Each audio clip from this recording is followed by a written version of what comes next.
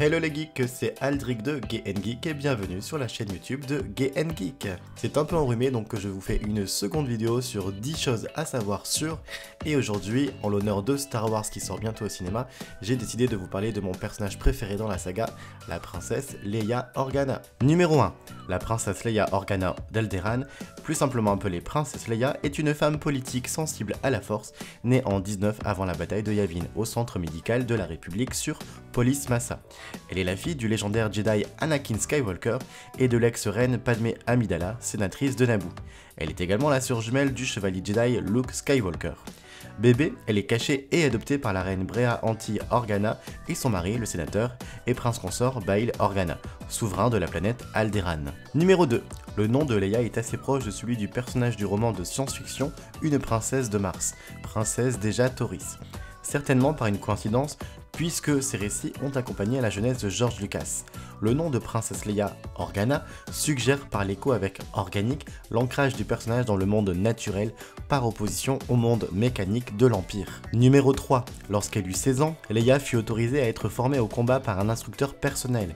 Sa famille jugeait nécessaire qu'elle apprenne les rudiments de l'autodéfense à cause de son statut royal et du risque d'enlèvement. La princesse apprécia particulièrement sa formation qui lui permettait de se sentir forte et de s'éloigner de ses leçons d'étiquette. Numéro 4. La nouvelle République créée, Leia reprend ses fonctions de sénatrice. Elle envoie l'escouade Inferno à la recherche du général Solo et autorise ces derniers à capturer l'amiral Versio. Dans le même temps, son frère Luke lui demande d'être la première élève de son académie. Malgré quelques leçons, Leia préféra se consacrer à ses fonctions de sénatrice. Numéro 5. Après la bataille de Jakku, ayant marqué la défaite de l'Empire, Leia donne naissance à Ben Solo.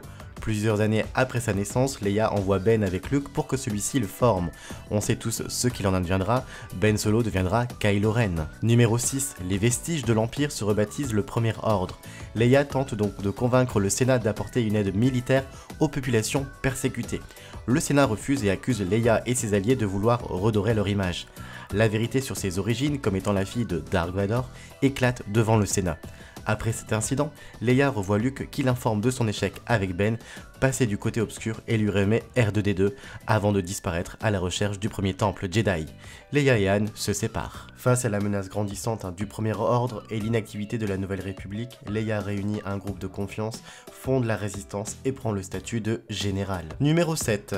Elle ne montre généralement aucune pitié envers ses ennemis, notamment quand elle tue Jabba avec ses chaînes de prisonnière malgré la présence de Luke, Han et Lando. On peut noter que ce trait de caractère est inversé chez sa mère Padmé qui, elle, a épargné le vice-roi Nute Gunray car il était possible de le capturer et de l'envoyer au Sénat. Numéro 8. Tout ce qui est créé donc avant le rachat de Lucasfilm par Disney est devenu Star Wars Univers Légende. L'union de Leia et de Han Solo dans cet univers engendre des jumeaux, Jacen et Jaina, dont la garde est confiée à Winter, amie d'enfance et femme de confiance de la princesse, lorsque leur mère doit faire face à ses multiples responsabilités politiques. Leia donne ensuite naissance à un troisième enfant qu'elle nomme Anakin en hommage à son père. Durant de nombreuses années, elle dirige la Nouvelle République tout en soutenant son frère Luke qui lui forme le Nouvel Ordre Jedi. Numéro 9. Interrogé par Total Film sur le décès de Carrie Fisher, l'interprète de Leia, le réalisateur du film Star Wars 9, J.J. Abrams, n'avait pas complètement chamboulé la trajectoire de son personnage et le procédé choisi pour la faire revivre était remarquable. Selon ses dires, il y a des scènes où elle interagit avec d'autres personnages d'une façon qui est extraordinaire. Avec un peu de chance, si cela fonctionne, cela sera quelque chose d'invisible et si vous ne le saviez pas, vous n'auriez jamais pu le deviner.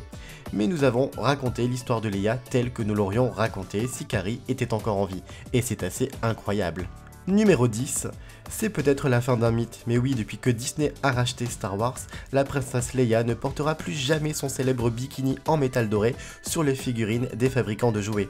Une décision prise par les studios Disney, maintenant propriétaires de Star Wars, pour mieux correspondre avec le rôle de Leia depuis le réveil de la Force, ce qui ravit également les féministes. C'était tout pour aujourd'hui, donc merci de nous avoir suivis encore une fois sur la chaîne de Gay Geek.